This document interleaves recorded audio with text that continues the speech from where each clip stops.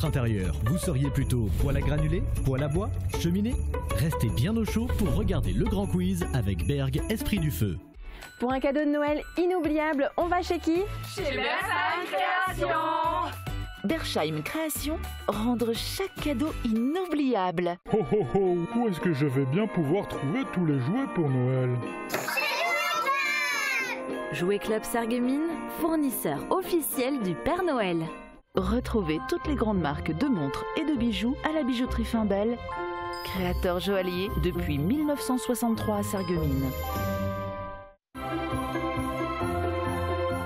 Avec le quiz de chez nous et le marché de Noël faïencier, passez de bonnes fêtes à Sarreguemines. À votre avis, où est-ce que je vais faire mes courses? Chez Intermarché, bien sûr. Intermarché des faïenceries, partenaire du quiz de chez nous.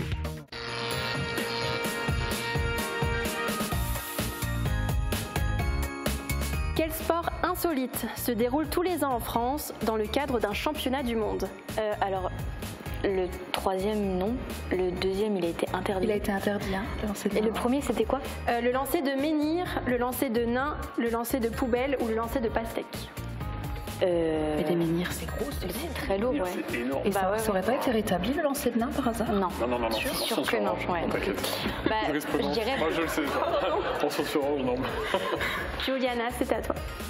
What a bright time is a rock time to rock the night away. Jingle bells time. Jingle bells. C'est pas ça. Non, sérieux? Il manque un bout. Jingle Bells Time. Non. Est-ce que l'équipe des Beach Alana... Jingle Bells Rock. Oui, c'est ça. C'est ça. Vous êtes prêts pour de nouvelles questions de rapidité? Ah oui, ça oui. Et où le baiser qui marche pas? Vous voulez les échanger? Allez, on va voir si ça change quelque chose. On est fair play. Quelle comédienne tient le rôle principal de la série Joséphine Ange Gardien? Mimi Mati. Est-ce que c'était vraiment le buzzer du coup? Oui, c'est le buzzer. Alors qui des Sarreguemines ou des Beach Alana va remporter le premier trophée du quiz de chez nous? Réponse les 24 et 25 décembre sur Mosaïque Cristal.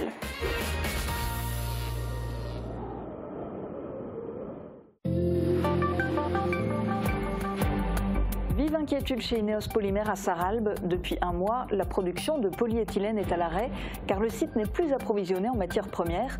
En cause, des grévistes à plusieurs centaines de kilomètres en Isère qui ont fermé la vanne d'éthylène. L'écluse 20 fait peau neuve sur le canal de la Sarre. Les voies navigables de France ont lancé d'importants travaux pendant la fermeture hivernale du canal. Suivra un autre chantier d'envergure à Vitrin, la consolidation des digues. À Sarreguemines, à partir du 1er janvier, les tarifs de stationnement vont changer. À l'exception des élus d'opposition François Bourbeau, Bernadette Hilpert et Éric Bauer, tous les autres ont approuvé ces changements qui rendent le stationnement en voirie plus cher, mais octroient 15 minutes gratuites partout. La volonté de la majorité des membres du conseil municipal est de favoriser le stationnement en ouvrage.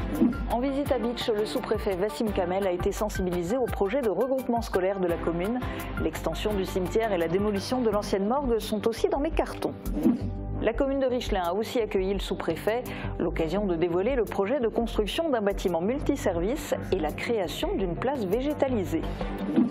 Des soupes de chef pour la bonne cause, c'est ce que propose le Lions Club de Sarreguemines dans un chalet du marché de Noël. Michel Roth est le parrain de cette action qui mobilise des restaurateurs ainsi que le lycée Simon-Lazare et l'UFA Michel Roth. Les lumières d'hiver se dévoilent à Sainte-Croix. Le parc animalier de Rhodes ouvre pour la première fois ses portes en hiver et propose un parcours immersif et lumineux axé sur le changement climatique et la biodiversité. Bienvenue sur Mosaïque Cristal. On commence cette émission avec une mauvaise nouvelle sur le plan économique. Panne sèche pour Ineos Polymères à Sarralbe. Depuis plus d'un mois, la production de polyéthylène, une matière plastique utilisée pour fabriquer notamment les bouteilles de lait, est à l'arrêt. Cette paralysie est causée par un conflit social à des centaines de kilomètres de là, en Isère. Les grévistes de l'entreprise Vancorex mènent un bras de fer avec un repreneur chinois qui prévoit de ne conserver que 50 emplois sur les 500 actuels. Ils ont fermé une vanne stratégique privant plusieurs sites, dont celui de Sarralbe, de leur approvisionnement en éthylène. Le maire de Sarralbe est en première ligne pour tenter de débloquer cette situation qui menace le site et ses 250 salariés. On l'écoute. Je comprends parfaitement la levée de bouclier des élus de l'Isère et des salariés qui, quelque part, ne veulent pas être mis dans la main des Chinois. Ces mêmes Chinois qui les ont mis en difficulté et qui, aujourd'hui, essayent de récupérer cette industrie avec des pépites en termes de produits. Je comprends. Mais disons, il faut aussi qu'ils nous entendent, nous. À l'heure actuelle, on sait qu'il y a 1000 emplois directs qui sont concernés par cette fermeture de cette vanne, 1000, et 10 000 indirects. Donc vous voyez, c'est vraiment une vraie problématique qui se pose, parce que quelque part, cet éthylène ne peut circuler que par pipeline. On ne peut ni le mettre dans des wagons, ni le mettre sur la route dans des citernes. Il en est de la responsabilité de l'État à s'investir réellement pour sauver déjà la chimie et pour débloquer cette situation. J'ai pris contact avec le sénateur de Moselle, Khalifé, et tous les deux, nous sommes en contact régulier avec le cabinet du ministre de l'Industrie. Un rassemblement aura lieu demain matin de 7h à 13h à l'initiative des syndicats et des élus. Ils seront à l'entrée de la commune, sur le rond-point situé à proximité de l'usine. Ils distribueront des tracts pour informer la population et ils espèrent surtout que la situation soit prise en compte au niveau ministériel. On reste à Sarralbe pour un sujet plus positif. Depuis la mi-novembre, Voies navigables de France, VNF, a lancé d'importants travaux pendant la fermeture hivernale du canal de la Sarre. Parmi ces chantiers, le remplacement d'une porte vieillissante sur l'écluse 20 à Sarralbe. Datée de près de 70 ans, elle montrait d'importants signes d'usure et de corrosion. On fait le point sur l'avancée du chantier avec Camille Henriot et Tristan Wickley. Depuis quelques jours, ces grues et engins de chantier sont en pleine action. Avant de pouvoir installer la nouvelle porte, les équipes ont dû mener d'importants travaux préparatoires. Il fallait démonter les anciennes portes, casser la maçonnerie. Ensuite, ils ont ancré des ferrailles dans la pierre. Et ensuite, la dernière étape, c'est la pose de ce chardonnay qui servira de support pour les portes. Mais ce chantier n'est pas sans contrainte. La proximité de l'usine Ineos, qui dépend directement de l'eau du canal, complique la tâche. On n'a pas pu vider le bief aval pour les travaux. Donc on a dû mettre en place, que vous voyez derrière moi, un rideau de pale planche pour assécher uniquement l'écluse. Les rainures à bâtard d'eau qui servent à isoler une écluse étaient en mauvais état. Et donc on a dû assécher une plus grande partie pour pouvoir faire les travaux. Côté calendrier, les travaux devraient être terminés d'ici fin février 2025. La navigation pourra reprendre dès le 1er mars. Sachez qu'en parallèle, d'autres travaux sont en cours. Côté Barin, des travaux de renforcement des berges sont menés. À Vitrin, un chantier d'envergure débutera en janvier pour consolider les digues du canal, un projet qui devrait durer plusieurs années. La ville de Sarreguemines a tenu cette semaine son dernier conseil municipal de l'année. On fait le point dans la chronique de Guillaume.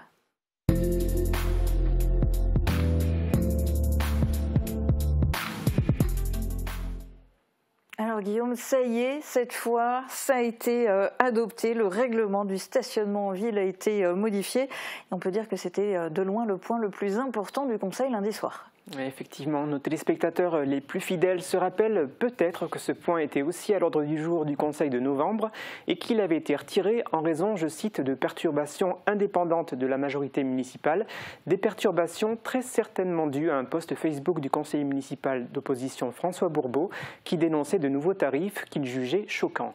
Et donc ce point a du coup fait sa réapparition lundi soir dans l'ordre du jour. Et quelque part, il était temps parce qu'il s'agit de voter les nouveaux tarifs qui sont applicables à partir de ce 1er janvier. Ils s'annoncent comment ces nouveaux tarifs? Ça va faire mal? Alors on va commencer par annoncer les règles générales. À partir du 1er janvier, tout le monde pourra se garer sur n'importe quelle place et bénéficier de 15 minutes de stationnement gratuit. Pour y avoir droit, et c'est important, il faut quand même prendre au préalable un ticket à l'horodateur. Point important également, les places 10 minutes et les zones bleues vont disparaître. Pour mémoire, aujourd'hui, sur ces places situées en zone bleue, vous bénéficiez de 30 minutes de stationnement gratuit sur présentation d'un disque. À partir du 1er janvier, ce ne sera plus le cas. Autre information, le nombre de places de stationnement payantes augmente et passe de 678 à 815 du fait de la disparition des zones bleues et des places de stationnement situées autour du tribunal qui deviendront payantes une fois que le chantier du nouveau Norma sera terminé. Donc plus de zones bleues, mais est-ce qu'il y aura d'autres couleurs qui vont faire leur apparition pour le stationnement en voirie ? Oui, il y aura désormais 2 zones en ce qui concerne le stationnement en voirie, une zone rouge et une zone verte. La zone verte correspond au parking de la Poste et de la mairie. Alors s'il y a 2 couleurs, c'est parce que je suppose qu'il y a des tarifications différentes.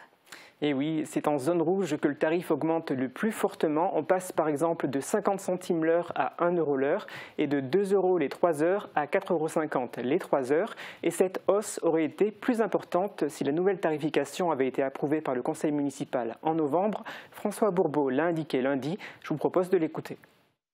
Je voudrais informer l'auditoire que des changements significatifs ont eu lieu entre l'offre du 12 novembre et l'offre d'aujourd'hui, puisque certains tarifs, notamment en voirie, ont baissé de 25 à 38%, ce qui renforce la pertinence de l'alerte que j'ai lancée.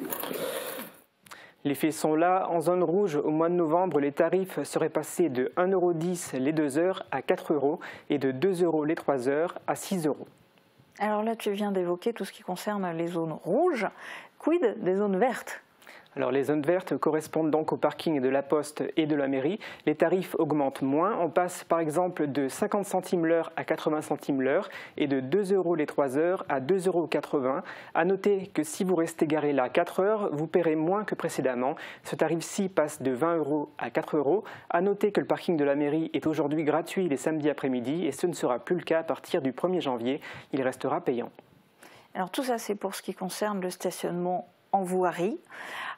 Il a aussi été question du stationnement en ouvrage, les parkings couverts entre guillemets que sont le parking du Carré Moulin, du Moulin et du Carré Louvain. Qu'est-ce que ça donne de ce côté-là ? Alors, la tarification change aussi et il n'y a pas que des augmentations. La municipalité voulant inciter les automobilistes à se garer davantage sur ce type de parking. La partie haute du parking du Carré Louvain est, il est vrai, très peu utilisée. Sur le parking là, les automobilistes pourront désormais bénéficier d'1 heure de stationnement gratuit contre 30 minutes aujourd'hui. Au Moulin, la durée de stationnement gratuit reste, elle, à 30 minutes. Sur ces 2 parkings, une hausse des tarifs modérée est appliquée à partir du 1er janvier. Il faudra débourser 1,70 € contre 1,60 € si vous restez garé 2 heures et 2,30 € contre 2,10 € si vous restez garé 3 heures. Et donc on remarque que dès qu'on restera garé 2 heures ou plus, il faudra mieux privilégier le stationnement en ouvrage que le stationnement en voirie. Pourquoi les conseillers municipaux ont voulu cela ?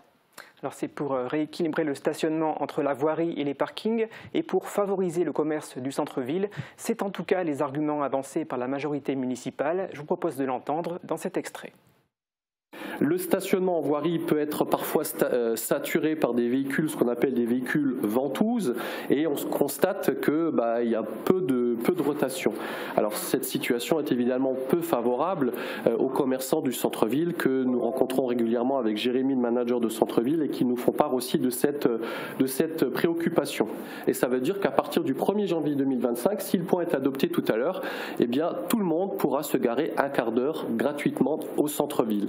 Alors il faudra quand même prendre un ticket, puisque comme il y a aussi le contrôle du stationnement, il faudra quand même prendre un ticket pour profiter de ce quart d'heure gratuit. Pour, par exemple, un achat flash, ça peut être l'achat d'une baguette, retirer de l'argent à un distributeur, récupérer une commande chez l'un de nos commerçants en lien avec le textile, parce qu'il y avait peut-être une retouche, déposer quelque chose dans notre nouveau pressing, etc. Alors Guillaume, est-ce que tout le monde partage ce point de vue ? Alors non, je propose d'écouter une nouvelle fois François Bourbeau. La nouvelle tarification et la suppression des zones bleues pénalisera le commerce en centre-ville. Le maire de Sarreguemines, Marc Zingraf, réfute cet argument. Il ne faut jamais oublier qu'il y a une stratégie. La stratégie concerne effectivement ce que nous disons depuis le début, à savoir qu'il faut amener les gens à stationner à des endroits qui semblent plus adéquats pour que la dynamique commerciale puisse s'opérer dans de bonnes conditions. Eh bien, les choix que nous avons faits vont dans ce sens-là, tout simplement. Y a-t-il d'autres arguments avancés par la majorité municipale pour justifier ces changements ? Alors oui, le futur délégataire s'engage à investir 1 million d'euros sur les 12 ans que durera cette délégation de service public et la ville devrait aussi faire des économies. Écoutons à ce sujet une nouvelle fois Sébastien Young. On avait une subvention à verser annuellement, on a une somme à verser, c'était prévu dans la DSP de l'époque, de 90 000 €, donc l'idée c'est de ne plus la verser. Et la nouvelle tarification a été adoptée ? Oui, seuls Éric Bauer, Bernadette Hilpert et François Bourbeau ont voté contre. Les nouveaux tarifs s'appliqueront donc à partir du 1er janvier prochain. Et ces nouvelles règles en matière de stationnement constituaient donc et de loin le principal point de ce dernier conseil municipal de l'année. Mais il y a un autre point dont tu voulais nous parler. Et oui, figure-toi que Cléopâtre s'est invitée à la table du conseil avant peut-être de faire son entrée dans les musées de Sarreguemines. La ville a l'opportunité d'acquérir cette fresque en céramique d'1,60 m sur 2,2 m, signée Alexandre Sandier, le même artiste qui a réalisé la fresque allégorie qui se trouve sur le casino des Faïenceries. On y voit Cléopâtre, alanguie et une musicienne qui joue pour elle. Le coût de cette œuvre, réalisée vers 1890 par la Faïencerie de Sarreguemines, s'élève à 75 000 €. La ville est d'accord pour tenter de l'acquérir, mais pas toute seule. 11 250 € vont être sollicités auprès de la région, 30 000 via le fonds du patrimoine, et la municipalité souhaite également recueillir des dons pour faire baisser son reste à charge. 75 000 €, c'est une somme, mais en matière artistique aussi, la municipalité a une stratégie. Donc, dans la projection, dans un futur, pour que vous ayez un musée, il faut des pièces maîtresses. Parce que vous ne pouvez pas, dans un musée, simplement exposer une série de petites coupelles avec des tasses, etc. Donc, il faut des pièces maîtresses. Là, nous avons sur le marché une pièce maîtresse, en tant que telle. À noter que ce point a été approuvé à l'unanimité. Merci Guillaume pour ta dernière chronique de l'année. On va maintenant à Bitche où s'est rendu le sous-préfet pour découvrir la ville et les projets en cours. Au programme, visite de monuments historiques, découverte des travaux et discussion autour d'une table. La commune souhaite réaliser plusieurs projets pour lesquels elle aura besoin de subventions et de l'aide de l'État. Reportage d'Emilia Zell. La citadelle offre un point de vue imprenable sur la totalité de la ville. La municipalité de Bitche a accueilli vendredi Wassim Kamel, le sous-préfet de l'arrondissement de Sarreguemines. L'occasion pour lui de découvrir les sites importants de la commune. La citadelle fait partie de la mémoire collective et c'est ce qui a permis à la commune d'avoir la Légion d'honneur. Et en même temps, il y a des éléments de modernité très forts. Ce projet d'école du XXIe siècle, ce musée de street art, et puis un certain nombre de projets qui font que, oui, j'ai vraiment apprécié l'état d'esprit de la commune de Bitche. Oui, on a fait tout d'abord visiter à monsieur le sous-préfet le centre-bourg. Donc les travaux qui ont été réalisés dans le cadre de la première phase de réhabilitation du centre-ville, la citadelle, le quartier Tessier, site sur lequel nous projetons de regrouper nos écoles maternelles et élémentaires. Donc on avait pu évoquer donc l'ensemble des projets qui sont en cours, l'ensemble des projets qui ont été menés, avec fortement le soutien de l'État. Le maire lui a également présenté les projets de 2025 d'extension du cimetière et de démolition de l'ancienne morgue pour être transformée en un square mémoriel. Après la visite de la commune, le groupe s'est assis autour d'une table pour discuter. Le sous-préfet a notamment donné des conseils pour les dossiers de demande d'aide et a demandé aux adjoints de lui donner leur vision de la ville dans 20 ans. Plusieurs de ces points de vue sont plutôt pessimistes, mais de l'espoir persiste chez chacun. Et hier, le sous-préfet a visité Richelin. Le maire lui a fait faire le tour de la commune et lui a notamment présenté le projet de création d'un bâtiment multiservice. Reportage d'Emilia Zell et Thibaut Desmerlet. Il fait déjà presque nuit, mais ce n'est pas cela qui va les arrêter.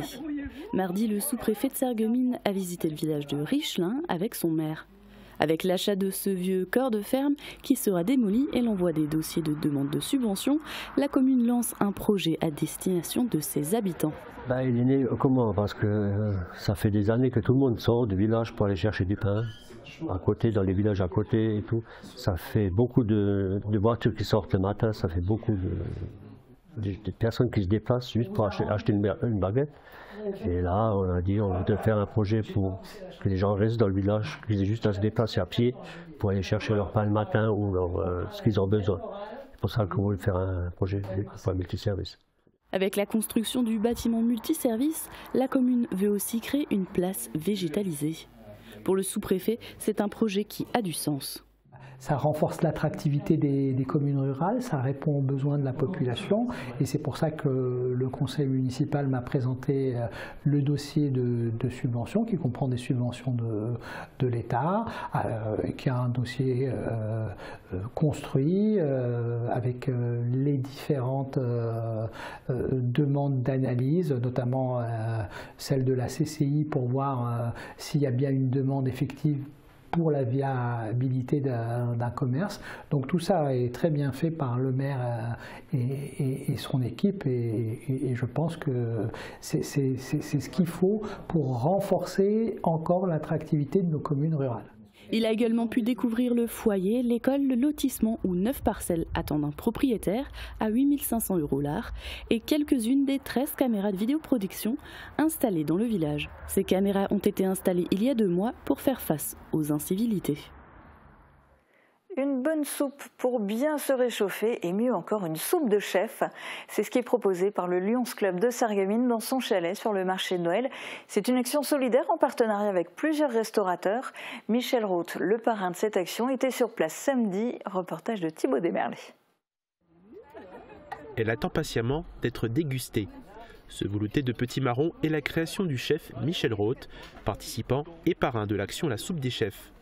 Elle est organisée par le Lions Club de Sarreguemines qui a été aidé par plus d'une douzaine de restaurateurs, l'UFA Michel Roth et le lycée Simon Lazare. C'est dans le chalet du Lions Club sur le marché de Sarreguemines que 30 litres de soupe sont offerts par jour et disponibles pour la vente.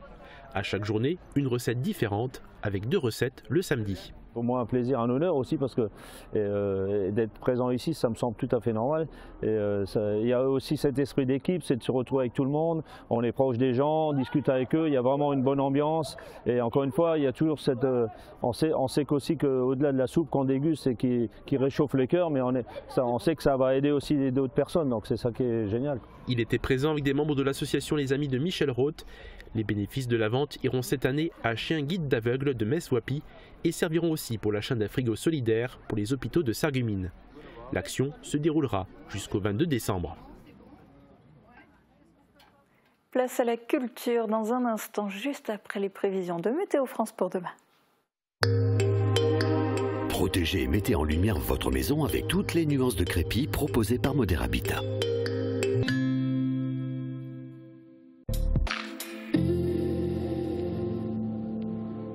Bonjour tout le monde, pour demain on composera à nouveau avec des nuages mais également avec le retour de la pluie. De fortes averses sont attendues dans la matinée et devraient se faire plus rares dans l'après-midi.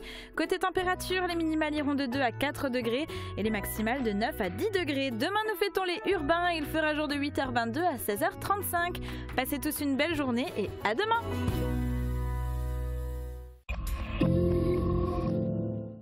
À l'occasion des fêtes de fin d'année, Meisenthal vous invite à la découverte de la Halle aux Lumières, un spectacle pour toute la famille. Les visiteurs de tous âges, guidés par la lumière, évoluent à travers des décors oniriques où nature, culture et savoir-faire du pays de Beach se dévoilent sous une forme poétique et visuelle.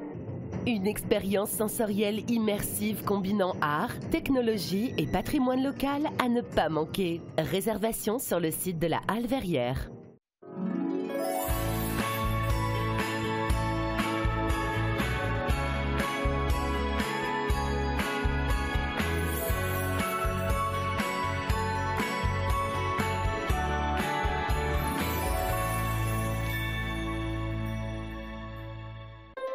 Vivez la magie de Noël du 29 novembre au 24 décembre à Sarreguemines.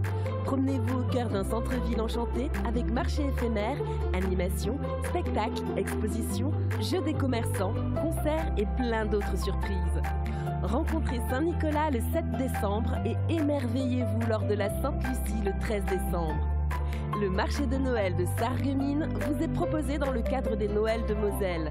Programme complet sur noël.sarreguemines.fr.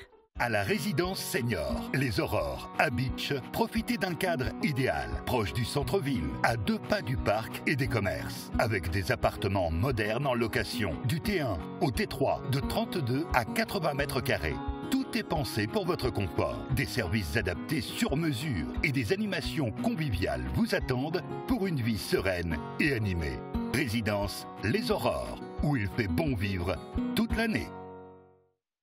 Venez goûter les délices chocolatées de Jacques Boquel à Styrin-Vendel. Votre chocolatier créateur vous propose une collection de chocolats de saison, décorés à la main et 100% naturels, à offrir ou à croquer. Sans oublier des spécialités intemporelles qui feront plaisir à tous les gourmands. Jacques Boquel, c'est 100 mètres carrés de chocolat d'exception à Styrin-Vendel. Chérie, je suis rentrée. J'ai invité du monde pour ce soir, j'ai rien prévu. À mon avis, c'est raté.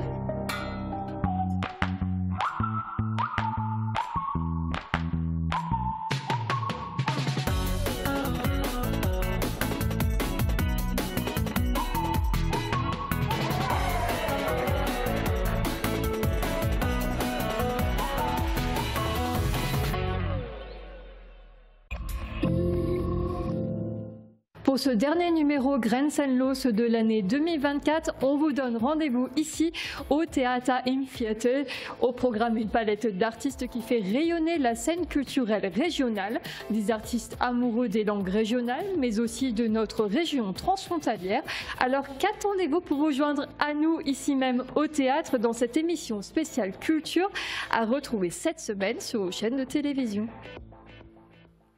Pour la première fois, le parc de Sainte-Croix ouvre ses portes en hiver pour proposer aux visiteurs de découvrir le parc d'une autre manière avec un parcours immersif Lumière d'hiver.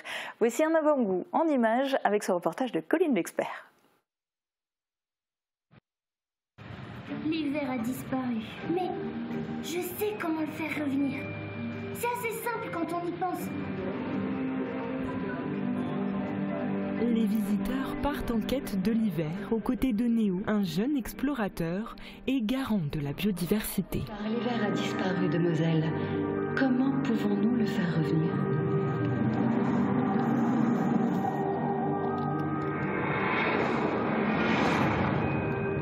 Un jeune humain est déjà venu me poser cette question.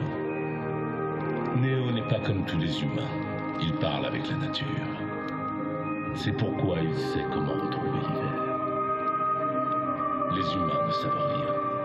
Ils pensent savoir, mais ils ne savent rien. Dans les allées de Sainte-Croix, à la nuit tombée, cette aventure pédagogique emmène le public explorer 11 scènes lumineuses. J'ai compris qu'il fallait faire attention à la planète. J'ai trouvé ça très bien. Et mon deuxième préféré, c'est les arbres qui parlent. Tendez bien l'oreille. Les arbres partagent les secrets des plantes et des animaux. C'est un parcours qui nous transporte du début jusqu'à la fin, puisqu'on ne sait pas où on arrive. Je connais le parc de Sainte-Croix depuis que je suis toute jeune, puisque j'y venais avec mes parents. C'est vrai que de voir le parc sous cet aspect, c'est extraordinaire.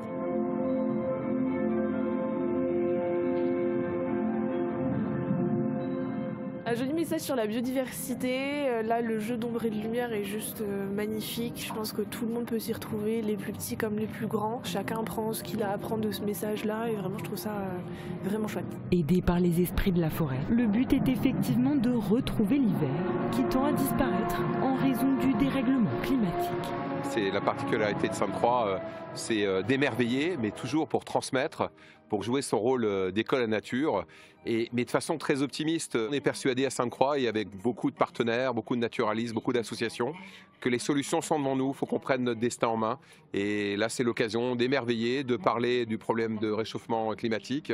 On part à la recherche de l'hiver et il y a des solutions. Un message qui tente d'éveiller les consciences et un parcours créé dans le respect des animaux du parc. Avant d'essayer de solutionner quel va être l'impact sur les animaux, c'est éviter de faire passer le parcours au niveau des animaux. Ce qu'on a fait sur 95% du parcours, on est sur un sentier qui va être nouveau. La deuxième chose, ça va être de suivre tout simplement les évolutions pour voir quel était le comportement des animaux avant le spectacle, mesurer pendant le spectacle, voir s'il y a des évolutions néfastes, etc. et en prendre des conséquences. Lumière d'hiver brillera donc de façon tamisée à Sainte-Croix, et ce jusqu'au retour du printemps au mois de mars. Et oui, à découvrir jusqu'au mois de mars, du mercredi au dimanche et même tous les jours durant les vacances scolaires. Voici encore quelques idées de sorties à faire dans les prochains jours. Et pourquoi pas une balade aux lanternes à la rencontre du Père Noël. C'est ce qui vous est proposé à Rèche vendredi à partir de 18 h. Il y aura aussi des animations et de la petite restauration. La balade est payante, 2 € par enfant. Il faut vous inscrire, mais la lanterne et le jus de pomme chaud sont fournis. Spectacle gospel samedi soir à Sarreguemines. La classe de théâtre du conservatoire jouera une pièce dans l'église Saint-Nicolas à 20 h 30 et après le théâtre, place au concert avec le groupe Gospel Family. C'est organisé par le Milan Club Grand Est et c'est gratuit. Autre concert, celui du Chœur d'Homme, les Joyeux Compagnons de Putelange. Ils chanteront dimanche à 16 h à l'église de Neufgrange. C'est organisé par l'association La Cordée d'Ounabé qui aide à la scolarisation des enfants au Togo. Les dons contribueront à financer le forage d'un puits à proximité de la nouvelle école d'Ounabé. Concert au musée de la Faïence, un trio musical va s'installer dans le jardin d'hiver dimanche à 18 h 30. Une guitare et 3 voix pour vous plonger dans les mélodies et les chants traditionnels de Noël. C'est gratuit, mais dans la limite des places disponibles. Enfin, projection ciné à Putelange-au-Lac vendredi à 20 h. Le Foyer des Lacs vous propose le film Louise Violet. Ça se passe en 1889 et ça raconte l'histoire d'une institutrice envoyée dans un village pour imposer l'école de la République, gratuite, obligatoire et laïque. La fin de l'année, c'est toujours un temps fort dans les cinémas. Pour finir 2024, il y a l'embarras du choix. Direction les cinémas Forum à Sarreguemines pour découvrir le dernier coup de cœur de l'année. Alors ce dernier coup de cœur est un peu difficile, même parce que nous avons beaucoup de très bons films à l'affiche en cette fin d'année. Mais je ne pouvais pas passer à côté de Mufasa, le Roi Lion, qui sort sur des écrans cette semaine. Le film est très très attendu. Vous savez qu'il y a 30 ans, débarquer le Roi Lion sur les écrans, ça a été un carton international, puisque j'ai vérifié les chiffres, ça a dépassé le 1,6 milliard de chiffre d'affaires, de dollars en chiffre d'affaires. Et là, Disney revient avec un préquel, après ce qui a finalement été décliné en trilogie, 30 ans plus tard, un préquel du Roi Lion. On retrouve les personnages. On retrouve également, on nous transporte à nouveau en Afrique, dans les plaines du Botswana, aux chutes Victoria. L'image numérique, l'image de synthèse fait absolument merveille. On est dans un réalisme époustouflant. Et puis le gros défi à relever, c'est également cet air qui nous trotte tous en tête, Hakuna Matata. Et c'est vrai que retrouver une bande originale à la hauteur de ce tube d'il y a 30 ans, c'est un vrai défi. Alors la magie opère à nouveau, l'évasion opère, puisqu'au-delà du film d'animation, c'est un vrai film familial d'évasion. Et donc, bien entendu, comme d'habitude, à découvrir sur grand écran pour ces fêtes de fin d'année. Et il n'y a pas d'âge pour regarder les dessins animés, en particulier ceux de Disney. Il n'y a pas d'âge non plus pour faire un tour de manège. Regardez les gagnants du jeu concours proposé par Mosaïque Cristal en partenariat avec la ville de Sarreguemines.